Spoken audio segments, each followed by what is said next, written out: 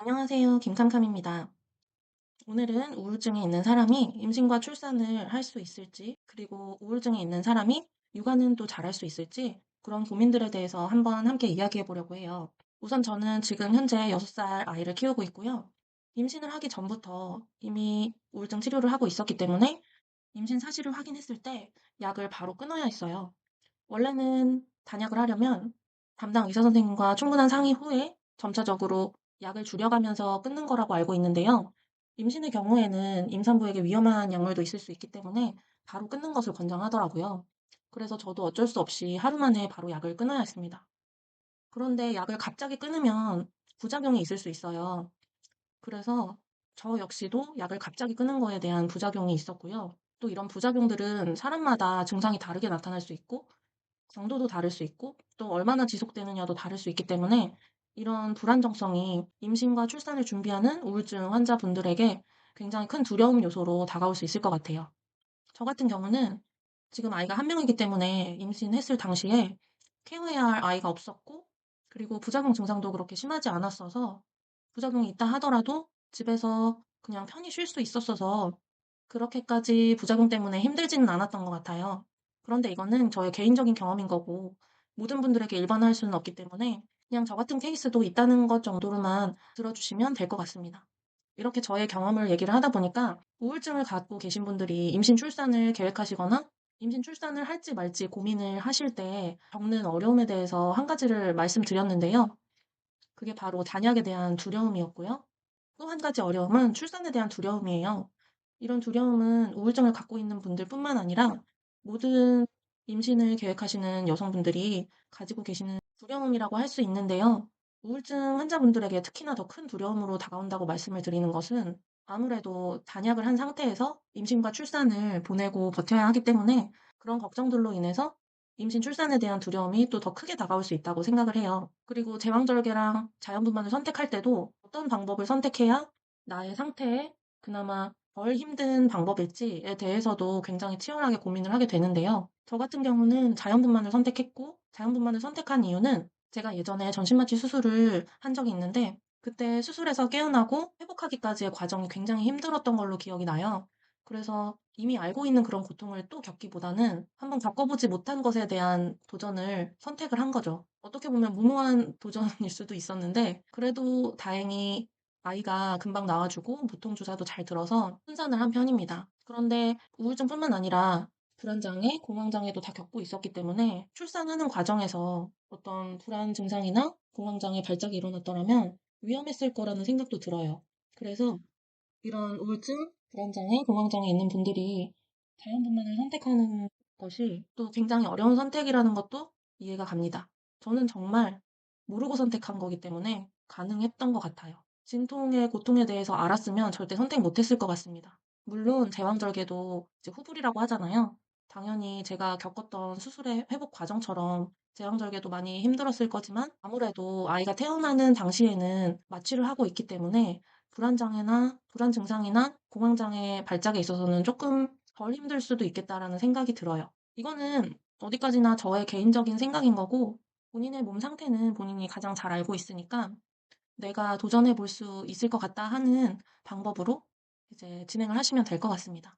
임신 출산에 있어서 어려움에 대해서만 이야기를 해왔는데요. 사실 임신 출산 과정에서 우울증 환자들이 느낄 수 있는 장점은 크게 많지는 않은 것 같아요. 어떻게 하면 힘든 순간들을 잘 버틸 수 있을까 하는 그런 생각들이 더 크기 때문에 다행히 임신 기간이나 출산이 수월하게 지나가면 정말 감사한 일이지만 그렇게 되지 않을까 봐 전전긍긍하는 시간이 더 많을 수도 있을 것 같아요. 그래서 행복한 임신 기간이 되어야 하는데 걱정으로 그 기간이 덮여지지 않을까 하는 그런 마음도 있습니다. 행복해야 하는 임신 기간이 기본적인 임신 증상도 있지만 거기에 증상을 가지고 계신 분들이 더 플러스 알파로 겪을 수 있는 그런 어려움들이 또 많이 있을 수 있는 것 같아요. 없으면 가장 좋겠지만요. 있을 수도 있는 거기 때문에 마냥 제가 없을 거다라고 단정지어 말씀드리기는 힘든 부분인 것 같습니다. 그리고 그 다음으로 넘어가면 임신과 출산을 잘 넘기고 아이가 태어났어요.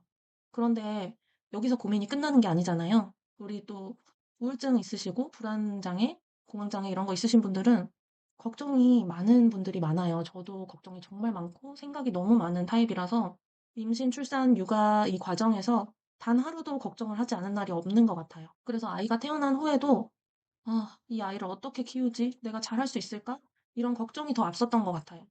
그래서 아이를 무사히 출산한 거에 대한 기쁨이나 또 아이가 너무 사랑스럽고 예쁘다는 그런 감정들을 걱정에 뒤덮여서 잘 느끼지 못했던 것 같아요. 특히 저는 아이가 돌이 지날 때까지도 '너무 사랑스럽다. 너무 예쁘다.' 이런 감정을 잘 느끼지 못했기 때문에 다른 엄마들이 육아 너무 힘들지만 아이가 너무 예뻐서 너무 사랑스러워서 그래도 육아하는 보람이 있고 버틸 수 있어요." 하는 그런 말들을 들으면 '나는 진짜 모성애가 없는 사람인가 보다.' 그런 생각에 조금 자괴감이 들기도 했거든요. 육아가 너무 힘들다 보면 아이보다는 나의 힘듦이 더 크게 다가올 때가 많아요. 지나고 나서 보니까 그거는 너무나 자연스러운 현상이었고, 아이가 커가면서 나만의 시간을 조금 확보할 수 있고, 사람답게 살아갈 수 있는 그런 환경이 되면 아이는 자연스럽게 눈에 들어오는 것 같아요. 그 전까지는 책임감, 오로지 책임감만으로 아이를 돌봤다면 지금은 아이가 너무 사랑스럽고 예쁘고, 그래서 예전에 더 아기였을 때 많이 예뻐하고 사랑스러운 눈으로 바라봐 주지 못했던 게 미안하고 아쉬운 마음이 굉장히 큽니다. 이런 마음들은 아무래도 정신적으로 취약한 분들이 육아 스트레스에도 취약할 가능성이 높기 때문에 육아를 하면서 아이에 대한 사랑이나 보람을 느끼기보다는 육아의 힘듦을 더 크게 느낄 수가 있는 것 같아요. 저 역시도 임신을 하면서 끊었던 약을 산후 우울증도 당연히 있었고, 육아하면서 육아 스트레스로 인한 육아 우울증이 너무 심해졌기 때문에 다시 약을 먹기 시작했거든요. 단약을 했던 걸 다시 약을 먹어야 된다고 하니까 너무 아쉽고 속상하기도 했는데, 저의 안 좋은 상황이 아이에게 안 좋은 영향으로 끼쳐질 수 있다는 생각을 하니까 약을 안 먹을 수가 없겠더라고요. 약을 통해서라도 내가 나의 멘탈을 단단히 하고 일상을 유지할 수 있어야 또 아이를 돌보는데 방해가 되지 않겠더라고요. 그리고 육아를 하면서 겪는 어려움이나 걱정은 이거 말고도 또 있습니다. 지금 말씀드린 어려움이 엄마 개인의 힘듦에 대한 얘기라면 이 어려움은 엄마와 아이의 관계에서 오는 걱정인데요. 우울증이 있는 엄마들은 아이가 쪼끔이라도 무슨 문제가 생기면 '나 때문인가?' 이런 자책을 많이 하게 돼요. '나의 이 우울한 불안한 기질이 아이에게 유전되지 않았을까?' 아니면 '유전되지 않았더라도 내가 키우면서 아이가 그런 내 성향을 닮지 않았을까?' 하는 걱정을 정말 많이 하게 되는 것 같아요. 저 역시도 아이가 등원 거부를 하기 시작하면서 '아이에게서 나타나는 불안 증상들이 나를 닮아서 그런 걸까?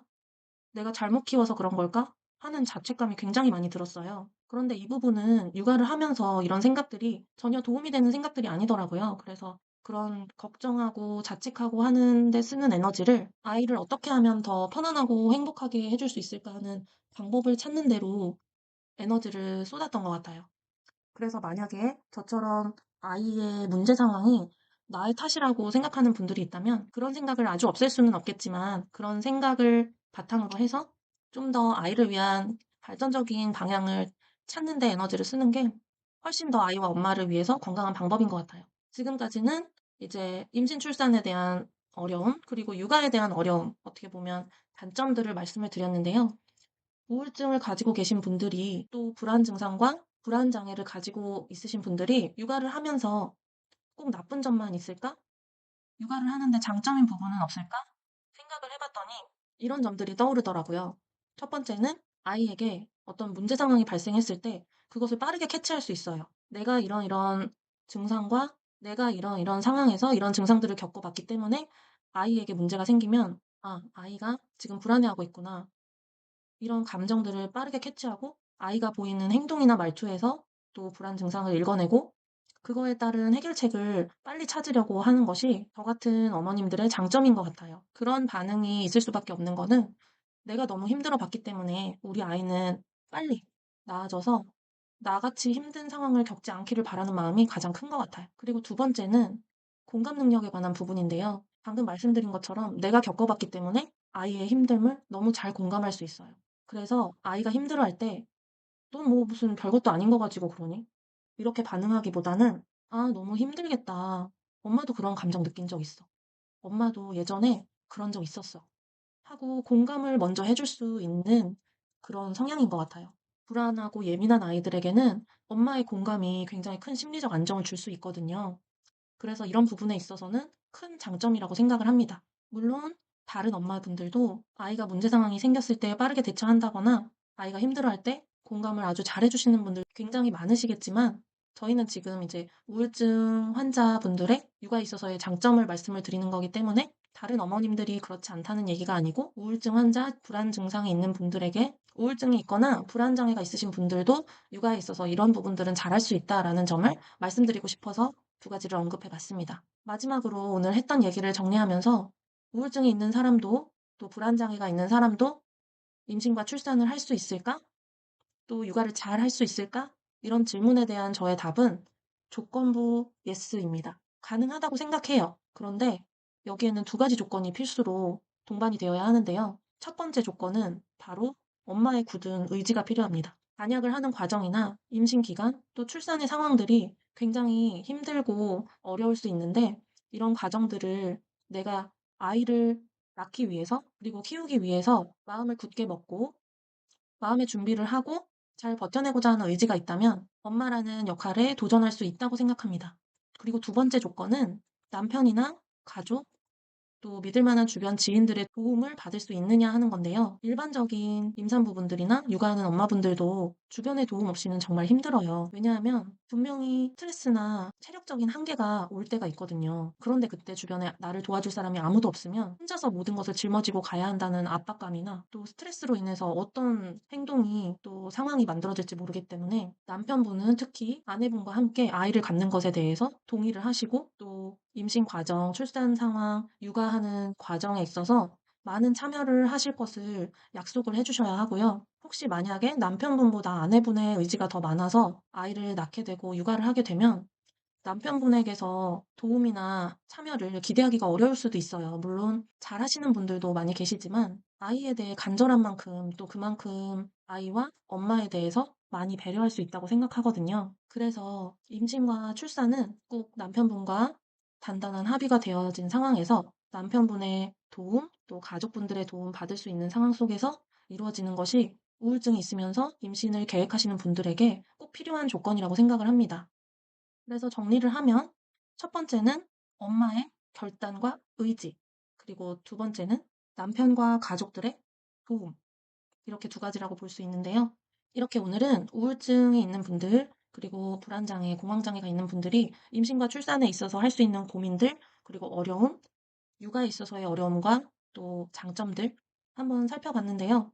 이런 부분들을 고민하고 계시는 분들이 있다면 저의 경험이나 생각들이 조금이나마 도움이 됐으면 좋겠습니다. 그럼 이번 영상은 여기서 마치고요. 끝까지 시청해주셔서 감사합니다. 다음에도 함께 공감할 수 있고 힘을 낼 수 있는 그런 주제와 영상으로 찾아오겠습니다. 감사합니다.